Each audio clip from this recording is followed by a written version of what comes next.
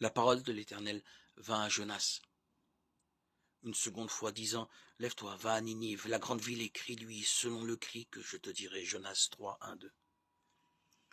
Jonas a commencé par refuser de faire ce qu'il savait être la volonté de Dieu. Cela n'a-t-il pas été vrai de nous tous?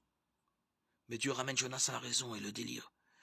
Si seulement les gens voulaient accepter l'œuvre du Seigneur Jésus-Christ accomplie pour leur salut, ils seraient vite délivrés de leur vie passée pleine d'amertume. À la fin, Jonas s'est souvenu de l'Éternel. Il pria l'Éternel son Dieu des entrailles du poisson. Jonas confesse son péché, se confie en Dieu. Alors Dieu fait remonter sa vie de la fosse.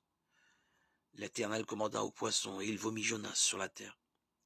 Dans sa grâce, Dieu peut nous donner une seconde ou une troisième occasion de lui obéir, voire davantage.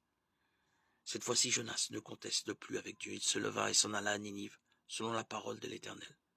Et le message solennel qu'il proclame dans les rues de cette ville est écouté avec le plus grand sérieux. Ainsi, les hommes de Ninive crurent Dieu. Quel miracle!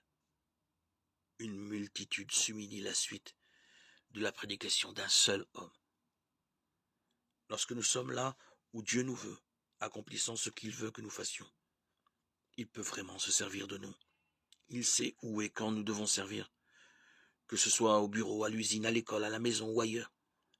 Si c'est sa volonté que nous soyons là, alors c'est bien là qu'il faut que nous soyons pour lui être utiles.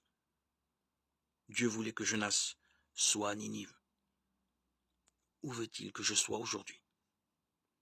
Même si nous sommes au bon endroit, au bon moment, nous avons constamment besoin de la direction de l'Esprit pour savoir ce que nous devons dire ou faire.